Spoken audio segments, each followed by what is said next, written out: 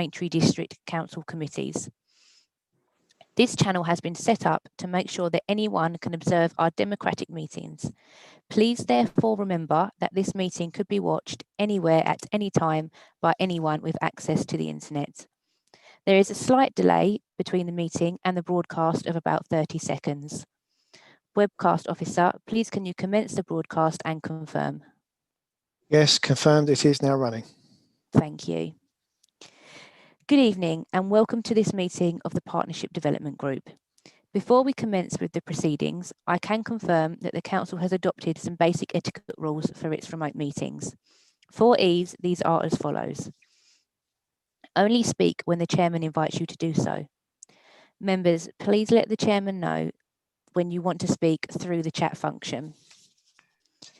The Chairman will introduce speakers in the order that the request to speak was made, unless there is a point of order which will be prioritised. Please minimise all distractions while you are in the meeting. Members are asked to mute your microphone when not speaking and consider turning off your video to reduce interference on the audio feed. Please bear in mind there may be a lag between speaking and other attendees hearing you. Presentations, images or video footage should have been made available to you in advance of the meeting and will be visible on screen. Please indicate via the chat function if there is a problem. When referring to reports, please quote the page and paragraph number. There is no private business for this evening. However, members are reminded that it is their responsibility to make sure that their venue and connection is private. If you lose connection at any point and are unable to immediately rejoin, then please call the meeting facilitator. Contact details have been provided. Please only use the chat function for the purpose prescribed for requesting to speak or for a point of order. The chat function is subject to the Access of Information Regimes, FOI and EIR, and is also subject to data protection, rules of defamation, and the Council's Code of Conduct. For this meeting, councillors are identified by a prefix of councillor before their name. The officers in attendance are identified with a prefix of officer. There is a minute taker for this meeting and 2 meeting facilitators. I can confirm that this meeting is quorate. The Performance Management, the Partnership Development Group consists of the following members: Councillor Ball, Councillor Courthold, Councillor Mrs Cunningham, Councillor McArdle, Councillor Mrs Pell, Councillor Pritchard, Councillor Mrs Sandham, and Councillor Thorogood.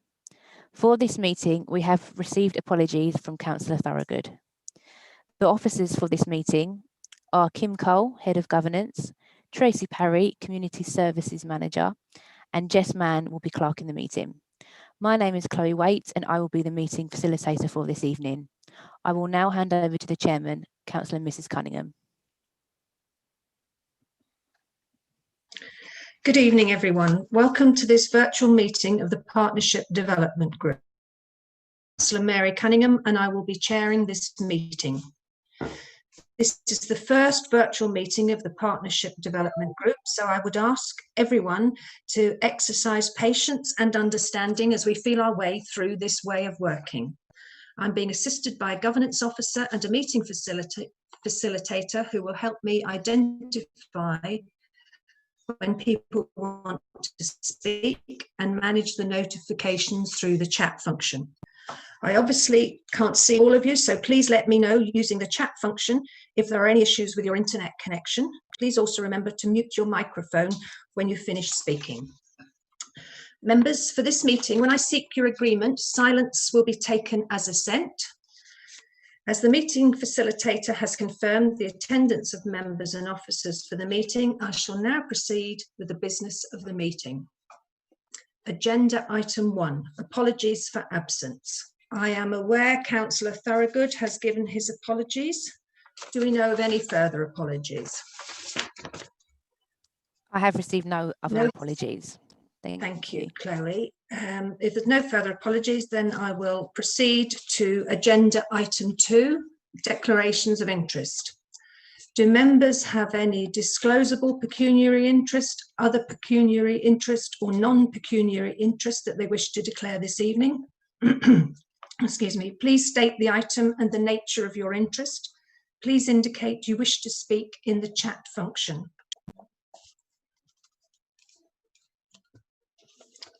If there are no declarations, I will proceed to item 3, public question time. Members, there are no registered speakers for this evening's public question time, so I will proceed to item 4, minutes of the previous meeting. Members, excuse me, for this item, I will be seeking your agreement, therefore silence will be assent. However, if a member wishes to raise an issue in respect of the minutes, please indicate via the chat function. Do any members have any objection to the approval of the minutes as an accurate the 5th of February 2020? And I appreciate that's quite some time ago now.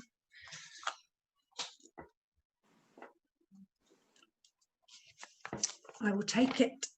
Actually, no, there's just one thing that I noticed on the minutes, which I will draw to the attention. It's item on page 3 of the minutes. It's just a typing error. Halfway down, the paragraph starts, the chairman thanked Councillor Hooks again for her presentation. The second line, I think we've got too many remains. It's welcome. It should read welcome to remain for the duration of the meeting. That's just one small error. If that is noted.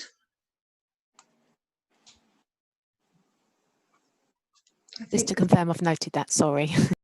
Thank you, Jessica. Thank you, members. Your silence is agreement that the minutes are an accurate record. Thank you, members. We now proceed to item 5, the annual report of the Braintree District Community Safety Partnership. Agenda item 5, the annual report of the Braintree District Community Safety Partnership for 2019-20. This is set out on pages 5 to 73 of the agenda. Please can I invite Tracy Parry, our Community Services Manager, to set out the report. Thank you, Chair. Good evening, members. Just to put a bit of context around this, first of all, community safety partnerships are a statutory requirement of all local authority areas across the country. So our CSP in Braintree is made up of representatives from Braintree Council, Essex Police, the Fire Service, the Probation Service, Essex Community Rehabilitation Company, Essex County Council, Eastlight Community Homes, Community 360. And the overall aim of a community safety partnership is to work together to protect local communities from crime and to help them feel safer. Every year we have a statutory requirement to carry out strategic assessment. Now, just to note, members, that strategic assessment is carried out on previous year's crime data. So it goes from the 1st of October 2018 to the 30th of September 2019. And that strategic assessment is carried out by our CSP and analyst, and it looks at Essex Police crime data, but also partner data. So that may be from a drugs alcohol service, it may be from youth offending teams, road traffic accidents, and all that data is put together. And from that, the priorities for the CSP for the following year are determined. So the CSP priorities for 2019-20, and apologies, I've just noticed in my report that I've got there 2091, so I'm wishing my life away, I do apologise. So 2019-20, the priorities were tackling the trafficking of drugs within the community, increasing confidence in identifying and reporting hidden harms, and driving down violence and disorder within the community. Now, within our community safety partnership, we have a structure, the main group being the RAG, which is the Responsible Authority Group, which meets quarterly. It is the strategic group who have got a responsibility for addressing crime, disorder and community safety across the district. And we have, that group has the responsibility for agreeing that strategic assessment, identifying the priorities and monitoring any projects and activities that are within the action plan. There's also the North Essex Local Policing Area Tasking Meeting. That is led by Essex Police, and partners, including ourselves, attend that on a fortnightly basis, where we receive updates on current crime trends, and that is everything from burglary to domestic abuse to child exploitation, organised crime, etc. And that information is then fed down into the community safety hub meetings, which are a lot more operational. They were, prior to lockdown, held on a 2-weekly basis. They're actually held monthly at the moment, but that can have anything up to 30 to 35 partners. So not just the statutory partners that I mentioned from the Responsible Authority Group, but it will have social care, various housing associations, community and voluntary sector groups. And that meeting really is we receive updates from guest speakers for any new projects that have a link into community safety. We look at identifying and emerging trends and how we can maybe identify new projects or come up with multi-agency solutions, but also talk about hotspot areas or individuals within the district that are causing partners an issue, and how again we can work together to alleviate those issues. From a funding point of view, we receive an annual contribution from the Office of the Police, Fire and Crime Commissioner of £17,739. So just some key achievements there, members, from 2019-20. So we purchased some mobile cameras which can be deployed into hotspot areas. They have been installed by our street scene enforcement team and actually have proved really successful in gathering intelligence for Essex Police around antisocial behaviour, around drug dealing and identifying nominals within gangs, but also to target prolific shoplifters. We also are very keen from a community safety point of view to carry out early intervention and prevention work, so getting to young people early. So we had a theatre group going to secondary schools, which was around breaking the chain, which looked at issues of knife crime. And whilst we don't have a specific issue in Braintree of knife crime, I think you'll probably all be aware of what is going on nationally. And we thought it would be a good idea just to educate young people on the consequences of carrying a knife. We also received some other funding from the Department of Working and Pensions to fund an intensive prolific offender caseworker. Now this caseworker works with a cohort of 10 individuals with very complex needs. So they had to be homeless, they had to have offending behaviour, substance abuse issues and ill mental health. And the project is managed and delivered by a charity called Phoenix Futures, and they work with those 10 individuals to try and improve outcomes for those using a person-centred approach. And I have to say, it's been difficult, as you can imagine, because they are very complex individuals. Unfortunately, some have ended up in prison. But one success story I will tell you about is a female who was dependent on alcohol, homeless and offending. She has been worked with, and probably within 9 months, she is now, she's got her own tenancy, she's attending education, and she hasn't drunk any alcohol for 3 months. So it does work. We've also expanded our Spot It, Stop It scheme, which looks at raising awareness around the exploitation of children and young people.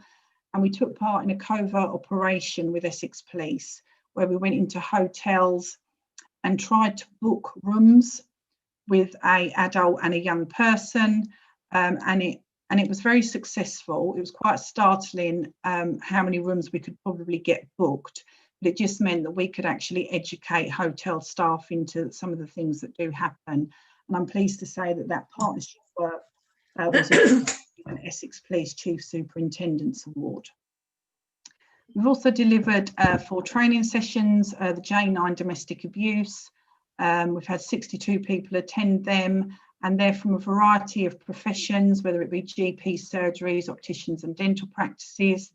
And actually, we're probably one of the only districts that's managed to get those type of professions onto our training courses. We introduced the DISC Online app to pub watch members across the district. And basically this allows our nighttime economy to be able to communicate with each other. If one premises is having an issue, they can communicate with other premises so that they can either stop that person coming into their premise or assist the police moving forward. And then lastly, we've been working with Essex Youth Service in delivering a programme called Prison No Way. Again, it's about early intervention and prevention, but it's about trying to dispel the myths and the glorification of crime and gang life and prison. Unfortunately, due to COVID, we weren't able to complete that programme, but we do hope to resume that with the schools when it's convenient for them. So I think whilst we were able as a partnership to deliver the majority of our action plan for 2019, there was a slight impact from COVID. And it will be interesting to see, members, how we can progress moving forward into this year. So it really is for me to say, to recommend that the Partnership Development Group review our annual report and make any recommendations to Cabinet. I'm happy to take any questions. Thank you, Chair. Thank you, Tracy, very much indeed. So I'll open it up to members for questions to Tracy.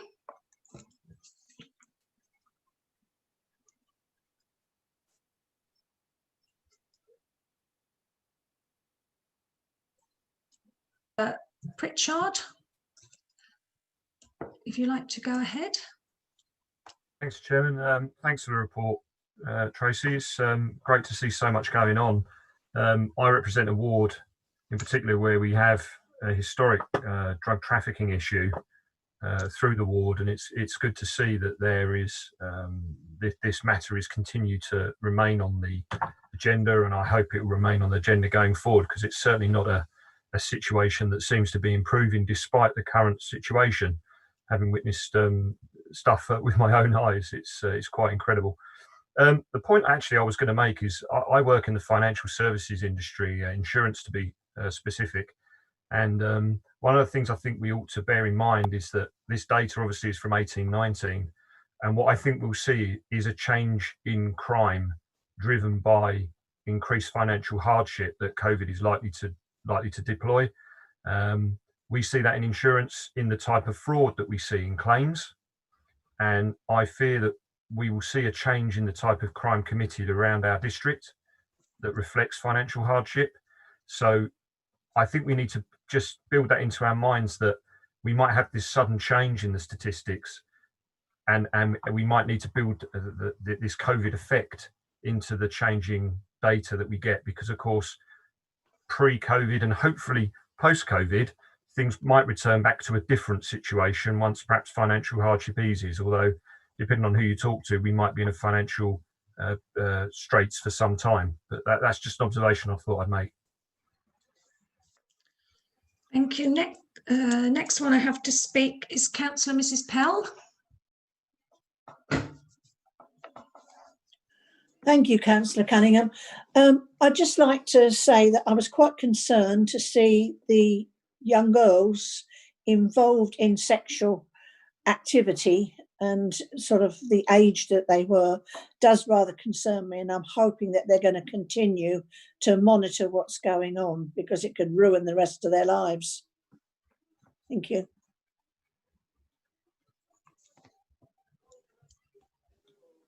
Next one I have to speak is Councillor Ball. Thank you very much, Chairman. Yes, it was following on really to some of the things I wanted to say were said by Councillor, my fellow councillor in the ward. But this gives us a snapshot of the previous year. Is there a clear pattern of improvement over, say, 5-6 years on each of the aspects that are real problems, and certainly drugs appear to be an endemic problem. And you think that it's been reduced or resolved in some way, and then a new batch of addicts or drugs mules appear. So I'm just wondering whether, over a longer period of time, is there a clear pattern of improvement? Thank you very much.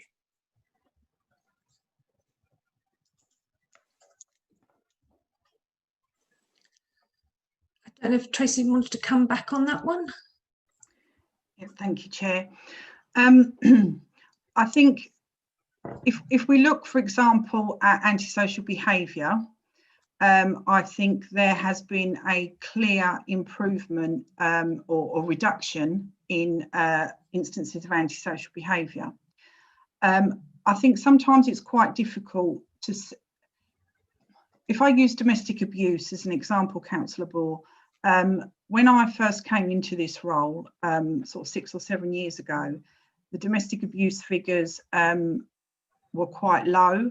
And actually, we did an awful lot of work around raising awareness and encouraging victims to support, to report. So actually, figures then went up. So I think sometimes, depending on the crime types, it's quite difficult to say whether you've been successful or not, because actually encouraging people and people reporting more crimes is actually a good thing, but on the flip side could be seen as a bad thing. So it's quite difficult to answer. And also, when you look at Essex police data, a lot of the times the crime groupings that you'll see in the strategic assessment, those categories change, so they're retitled. So that makes it quite difficult. So I think I wouldn't say there's been an improvement. I would say that crime has changed and keeps changing. So, when you talk about exploitation, when I first came into post, we barely ever spoke about exploitation. And now we're speaking about it an awful lot, and we're seeing the figures go up. But again, that's because we're more knowledgeable about it, and people are reporting it and identifying it as exploitation rather than anything else. So that probably doesn't answer your question as such, but it makes it very difficult to determine whether there's actually improvement or whether we've just got better at reporting and identifying crime.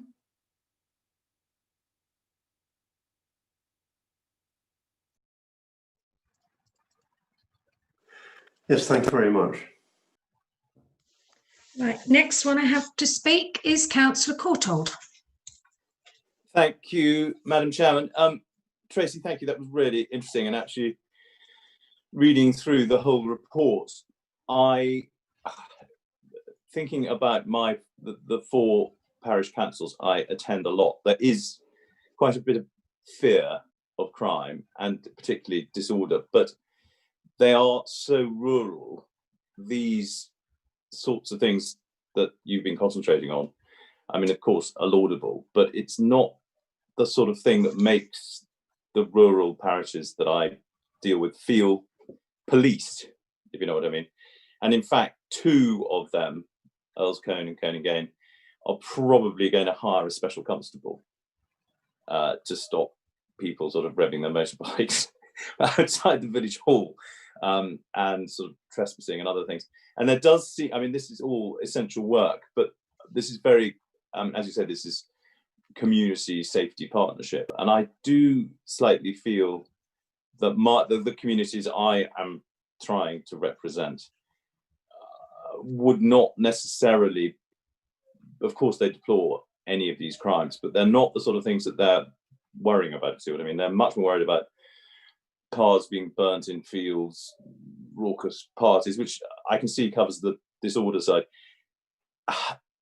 Looking through the whole report, I saw you had lots of sources of information, but do the parish councils actually say to you, this is what we need, or are they slightly, you just hope you're hitting the spot? Because I've sometimes been to parish meetings where people are actually quite frightened by things, but none of the things we've discussed here or you were talking about if you see what I mean. And I'm just worried my guys are being slightly left out.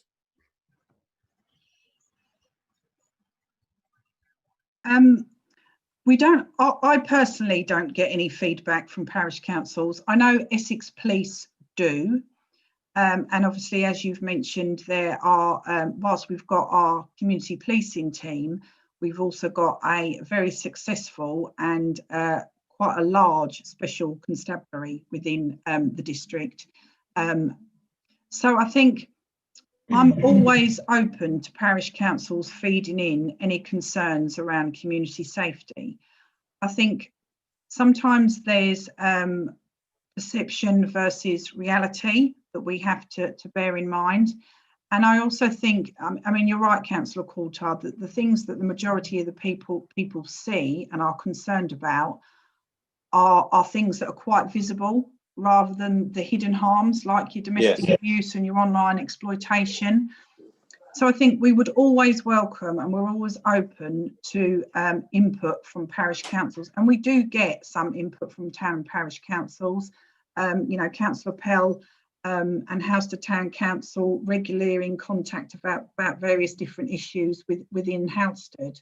So, you know, if parish councils want to talk to our community safety, I say our team, there's sort of one plus me, but we're always open to that. And, you know, we have done previously, we've sort of gone out as a collective partnership into particular wards and parishes to do community safety days. So we've tried to get as many partners there as possible. So then the community can come along and, you know, they might get some fire safety information, they might get some Crime Stoppers information. So we're always willing to do that. Obviously, we are a small team, so I think we will go where the demand is. But as I say, always willing to have conversations with parish councils about their concerns. Brilliant, Tracy. I will mention that. Thank you. Thank you. The next person I have down to speak is Councillor Mrs. Sandham.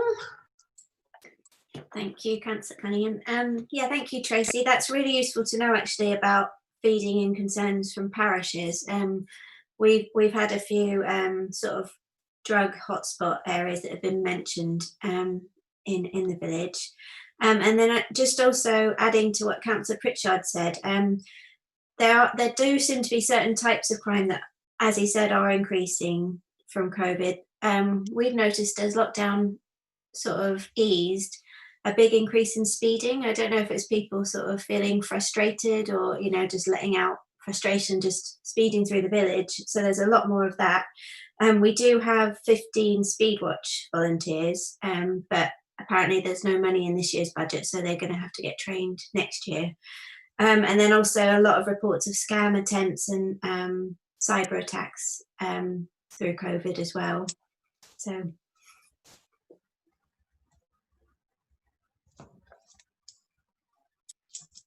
I don't know if Tracy wants to come back on any of that, or Councillor Sandham, have you actually spoken to Essex Police in relation to the speed watch stuff? Because I know they will go out with their gun thing. I don't know what they call it. Sorry, there's probably a technical term.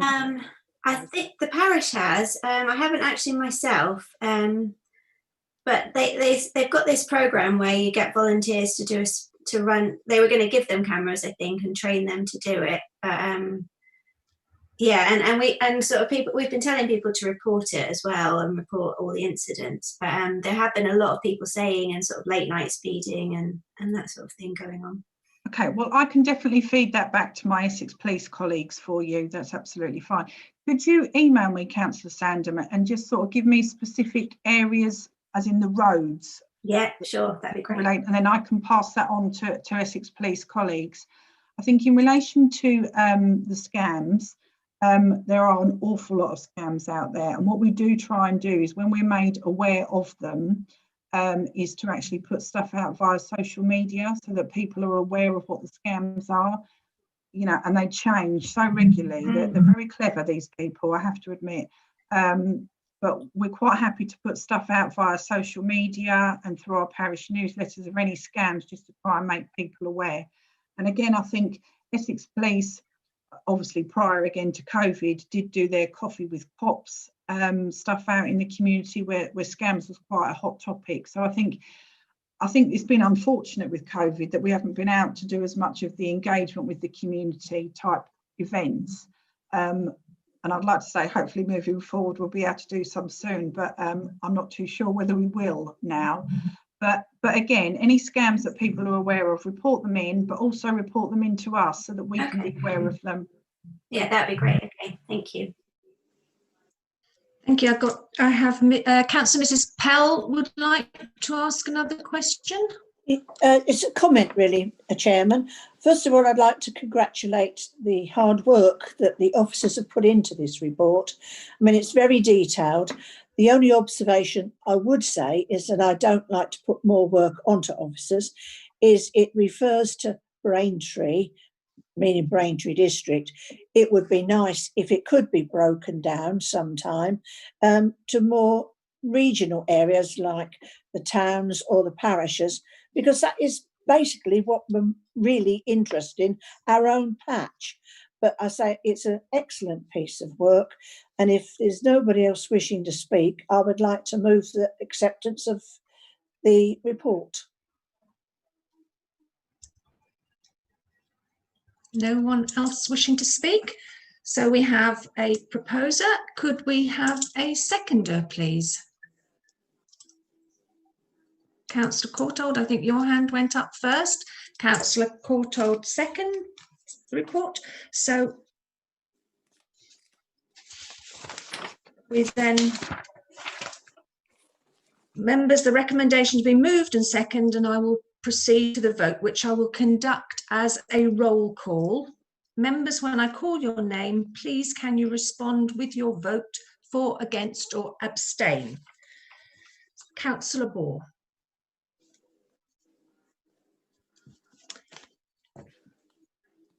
For. Thank you. Councillor Courthold. For. Thank you. Councillor Mrs. Pell. For. Thank you. Councillor Pritchard. For. Thank you. Councillor Mrs. Sandham. For. Thank you. Thank you, members. The recommendation approved. I will now proceed to item 6. But before I do that, I mustn't forget Tracy is obviously sitting there. Very much, Tracy, for putting together such an extensive report and for presenting it to the committee this evening. I think we've all benefited from the contents and your help with the with answering our questions.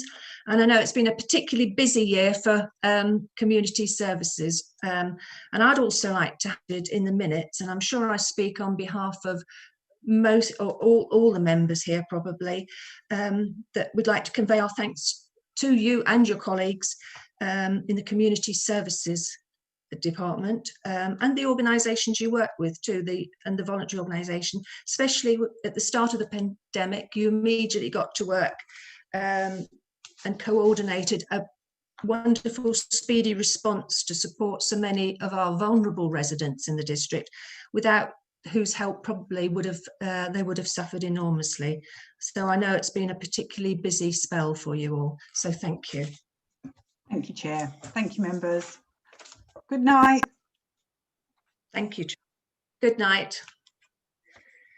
So now I'll proceed to item 6, the scrutiny review into leisure provision and access to sport. Now, hopefully you've all got copies and have read the draft of the leisure report. It does seem such a long time ago, and a lot has happened since we last met. I think, well, it was actually February when we last met, so it is a long time ago. So we're now at the stage where we are looking at recommendations and finalising the report. One of the key aims was for members to identify what the picture of sports provision within the Braintree district looked like. This included available leisure facilities, groups and clubs, as well as the various partnerships that supported those groups. And it was important for members to gain a clear idea of the council's involvement with its partners, such as the Active Braintree Foundation, Members could then begin to establish whether there was a need for improvement in respect of the council's partnership working in order to support sport and leisure. And we had a number of evidence gathering sessions and also received input from town and parish councils and presentation from council officers. Now, if we can perhaps turn, I hope you've all had a chance to look at the recommendations, we can perhaps throw it up, well, not throw it open, but have a look at how you feel about the recommendations. Do we have any more recommendations? Would like to have members' views on this. Perhaps it might be easier. Shall we go through the recommendations if you've got them in front of you or there? The first one was, well, firstly, thank you to members who have put in recommendations. The first one was the council review its planning policy with regard to planning permissions in order to address the issues regarding land usage and in turn allow more sites to be utilised accordingly for leisure facilities. I believe some of that may have been addressed since we made that recommendation in the recent planning the white paper that came out, or the part of it. So is that something that we want to keep in? If we any comments or suggestions? Councillor Pritchard. Yeah, I was just going to make the same observation myself. It feels like planning policy is potentially heading in the direction whereby changes of use is something that could well, be coming. Obviously, we're at a white paper stage with the recommendations, though, so I don't know if it's a good idea necessarily to drop things on the basis that we think there might be change coming, where of course it's not certain at this stage. So it might be better to leave anything in where there's any uncertainty. That would be my only observation on this one. We're happy to leave that one in. Yep, did I get assent there? Yes. So recommendation 2.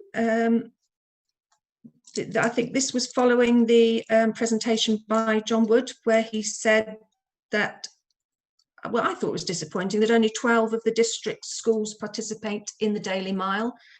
And I've checked that there are 52 primary schools in Braintree district, 8 secondary and 2 other schools. Is this something members think should be kept in, or? Councillor Mrs. Pell. Yes, I think we should keep it in. I know from people that I know that work in schools, now that they're dealing with the COVID and the children have gone back, they have so much to do with the children and the no contact with them as well. This is going to be difficult for them to implement. It's time taken cutting their dinner, especially for the little children, cutting their dinners up and all those sorts of things. That it is difficult for them at this moment in time, but I am sure that we need to encourage them that when we get out of this next 6 months, that they can, go back to some normality and get on with the exercise. Okay, thank you. So I've got Councillor Pritchard again. Oh, sorry, I think that was it catching up. Was it? Sorry, yeah. I beg your pardon. Councillor Mrs. Sandham, sorry. Yeah, I was just going to say, I agree, that's a really important one. And I know primary schools may have more difficulties at the moment, but I think secondary, there's a lot of potential, because my daughter's secondary school, they're really pushing for them to be outside as much as possible at the moment because of COVID. So that could tie in quite well with that. That's okay. That's a valuable one to keep in. Recommendation 3.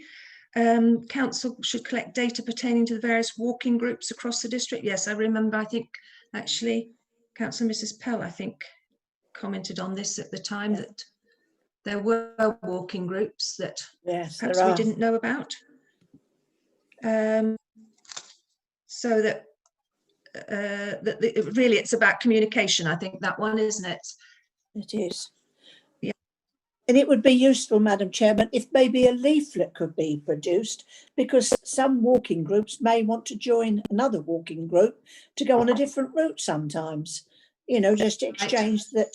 If it could be done quite cheaply, I think a little leaflet would be very useful. And I think that actually comes up in another recommendation, I believe I'm right, which we'll come on to, I think, where we said that actually maybe the internet isn't the only way that we need to be forwarding information, because it doesn't reach everybody. Not perhaps, especially older people, perhaps aren't engaged with the internet. So happy for recommendation 3 to be kept in as it is. I lost recommendation 4. The council identifying and collating possible funding streams in the district that could support leisure and sports provision. This information should then be circulated to parish and town councils as well as sports clubs and groups. I think that was something that was raised, that especially parish and parish councils weren't aware of the funding that was possibly available to them. Yeah, I think I'm seeing nods of agreement there.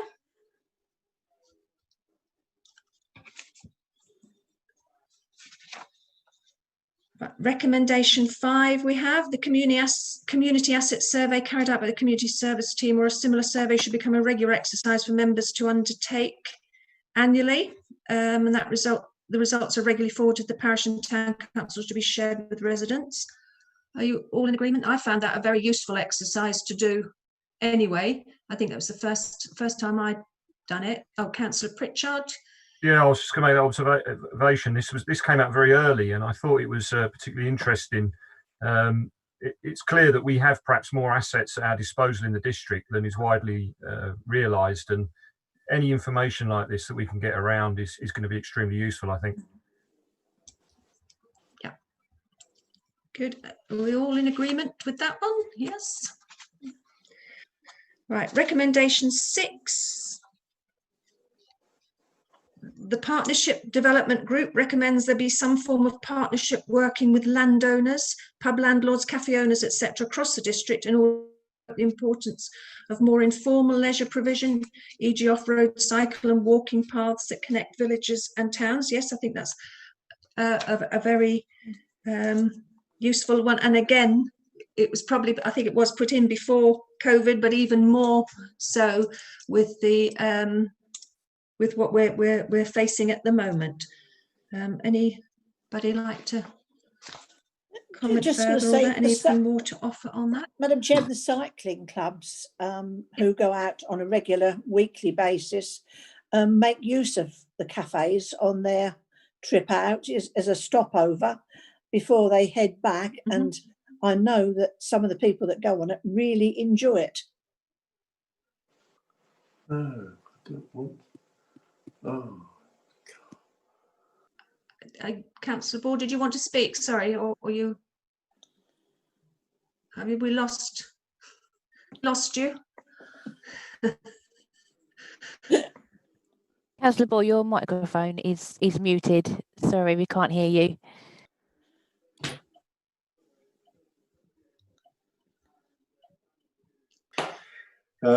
Yes, I was just going to say that this has been overtaken now by council policy, but maybe we should still keep it in. Yeah, okay. Right, recommendation 7. So this was about gathering more information on effective means of communication and inclusion around leisure provision for wider groups of people in the district.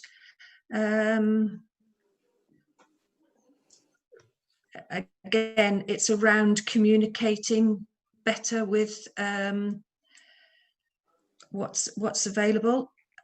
And I think, yes, this one resulted from Councillor Mrs. Hook, the chairman of Rain Parish Council. This is what I was thinking of earlier. She stressed from their surveys that were circulated in Rain that it was important to have it in both by or electronic and by a paper means for those to complete who perhaps weren't quite so familiar with the internet. Is that something that we're all in agreement with? Yeah. Nods. Good.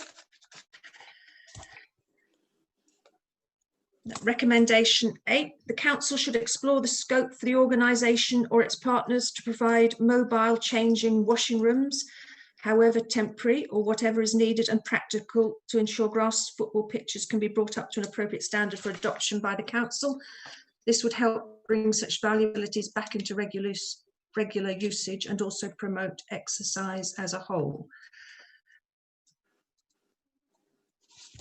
Members of the partnership group noted that there was underuse of some of the more informal district resources such as grass football pitches in their presentations to the group. Officers, Braintree District Council indicated that pitches needed to meet certain standards before the council could take responsibility. Them agreed that such spaces were potentially invaluable assets for driving forward a variety of sports, community activities and spirit, and as such should not remain unused for so much. How do we feel? Got Councillor Pritchard. Yeah, it doesn't feel like this one's aged very well. I'm not sure how the provision of washroom facilities, in particular washrooms, would go down in the current climate. We might have to, I wonder if we ought to reword that one slightly. If I recall, I remember it was a point at the time made by Councillor Courthold around the fact that we do have playing fields dotted around the district, particularly in some of the more rural locations that aren't really being utilised to their full. And of course, sometimes it can be down to changing facilities, etc. But yeah, in the current climate, I'm wondering if we need to reword that a bit. Right. Maybe, Madam Chairman, we could take some advice on environmental health to help us with the wording. Yes, that's Councillor Mrs. Sandham, did you want to? Yeah, I was gonna say similar, or maybe just sort of put that one down the priority list, because that one might become relevant again. And I don't know whether to add to that one, possibly look at drinking water fountains as well to be provided for so people can refill their own bottles, because sort of I know it's not really, again, that's not aging well with COVID, but at some point that might be a good one.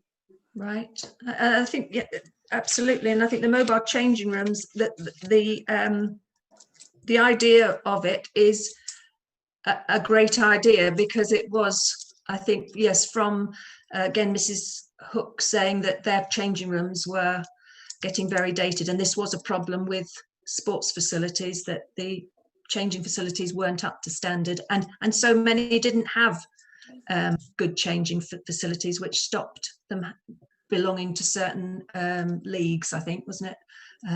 So yes, can we do that? Perhaps ask our environmental team to have a look at the wording on that to see how that would play out in the current climate. Can I get some advice on that?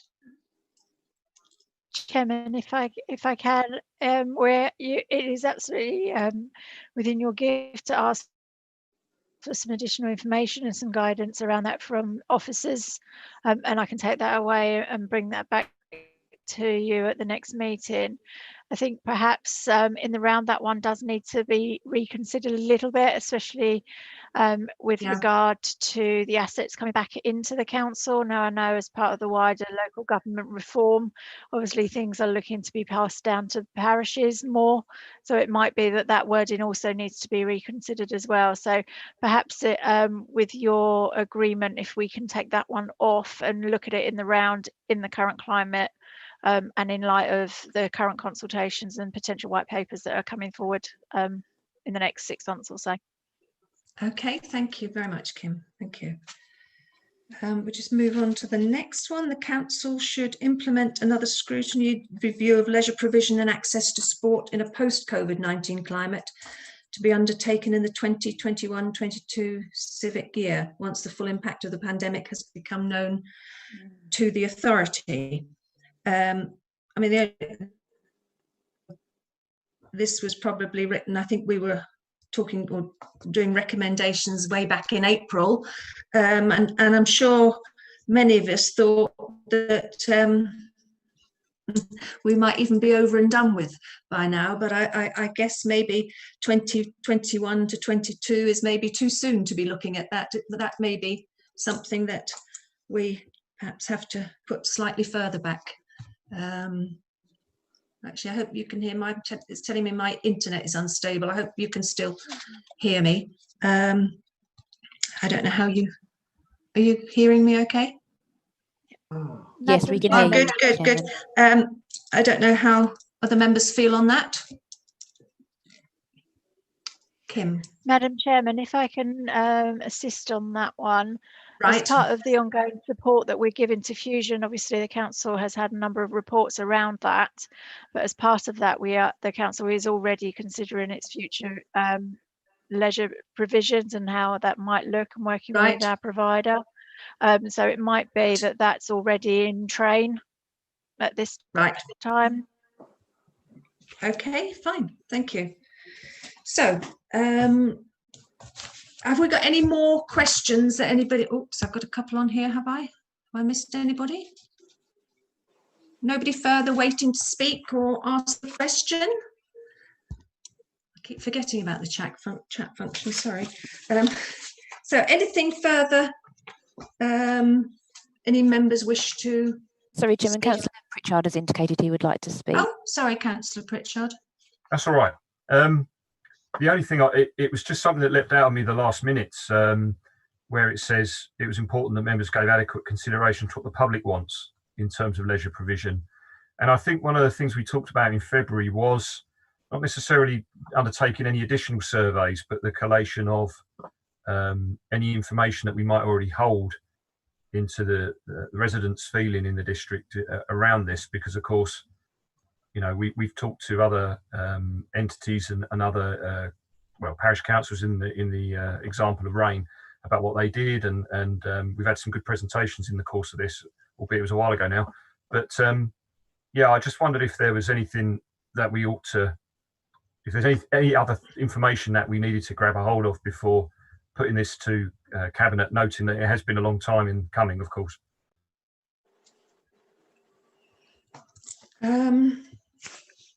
Do you mean, sorry, Councillor Pritchard? Yeah. Sorry, do you mean a further recommendation, or are you? Well, I just, as I say, we're saying that we need to consider what the public want, but I know we talked about getting some additional data of that nature, and then of course we've gone straight into COVID and lockdown, and everything's kind of got turned upside down. But I know I think we were meant to be attempting to see if we had any information already at our disposal, not undertaking any additional surveys because that's resource hungry, but whether we had anything that was already available. But I don't know if that action went anywhere, to be honest. I don't remember seeing anything. I'm sorry, I don't actually remember that. I thought that we had actually covered off all that we had planned to do, and I think that last meeting that was cancelled would have been what we were going to be discussing now tonight. Okay, fair enough. I mean, if I've got it wrong, it's cool, but I was just wondering. I think that's how I remember it anyway. Sorry, Mrs. Councillor. Yeah, Madam Chairman.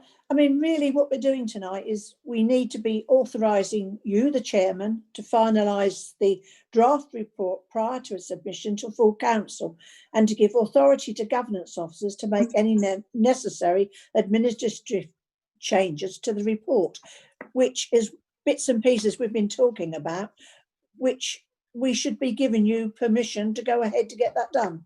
Otherwise, we're going to be here in a year's time and still not achieved anything. Chairman, can I just interrupt a second? Sorry to interrupt. I just wanted to pick up on what Councillor Pritchard had said about the information gathering from across the council. We did do a bit of that before. It was just before COVID sort of kicked off, really. We spoke to the community services team. It was Moira Grobels we spoke to, as they did their own separate sort of information gathering on sort of loneliness and how to tackle that, and what facilities there were in the wards across the district. So we did pull some of that into it as well. As for others, we didn't get a huge number of replies, but that may have been because of obviously what happened. So we just didn't get much else back there. But she did provide us with the survey results of that. So that was circulated, I think, to you all. I could send it again if you like. It was a long time ago. But I'm happy to do that just for information if you want to just quickly have another review over it. But yeah, we did have a look at what else the council provided at that time. That was sort of March time. But yeah, so just to clarify that, I hope that helps. Thank you, Jessica, but I do agree with everything that Councillor Pell just said. I was just making that observation, really. Yeah, of course. Yeah. Thank you. So if I can just take some advice here, are we able to move this with one recommendation to be, how do we do that? Can that go in at a later date, or if I can take some advice from Kim? Chairman, in terms of the recommendation that you've got before you, it's asking you to agree the recommendations that you wish to put forward at this stage. Right.